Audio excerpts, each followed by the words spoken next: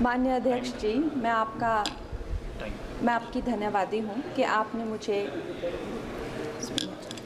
आपने मुझे railways amendment bill 2024 पर अपने विचार रखने का मौका दिया। माननीय रेल मंत्री श्री अश्विनी वैष्णव जी द्वारा प्रस्तावित इस बिल का मैं स्वागत करती हूँ।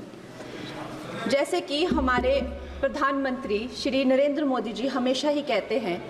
कि सरकार का काम होना चाहिए जो लोगों के जीवन में सरलता लाए,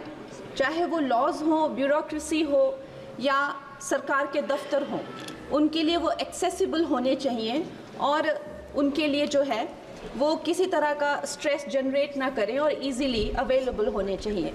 निश्चय ही ये जो बिल है इस उद्देश्य में जो है वो सफल होता है और इसके अंतर्गत जो है 1905 में जो रेलवे बोर्ड एक्ट था उसको 1989 में जो रेलवे एक्ट है उसमें क्लब किया जा रहा है। निश्चय ही इस तरह के जो एक सिंगुलर लॉ बनाकर जो है वो आई फील कि हमारे जो साधारण मानवीय हैं उनके लिए बहुत ही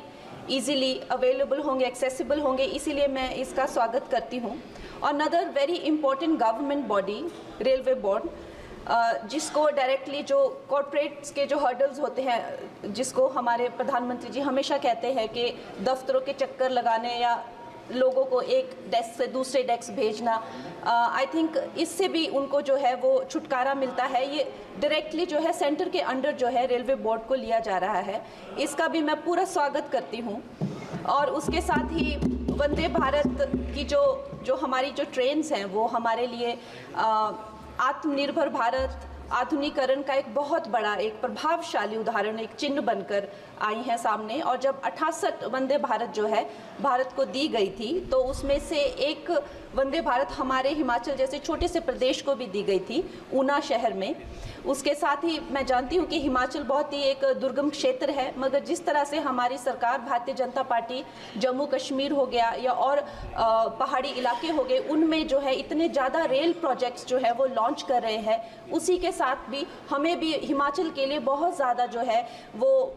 सर्वेज हो रहे हैं, रेल का बजट मिला है। शिमला हो गया या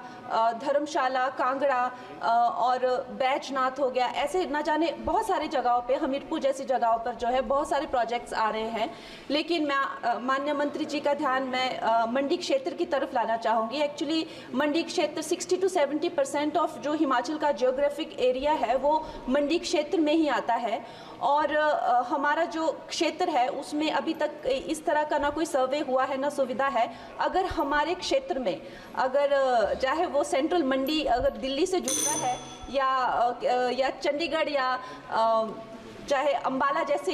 2-3 जगहों से भी अगर हमें जोड़ा जाए तो हमारे हिमाचल की जो प्रगति और विकास है उसमें हमें बहुत सहायता मिलेगी। और उसके साथ ही मैं बहुत बहुत बधाई देती हूँ हमारे मंत्री जी को फॉर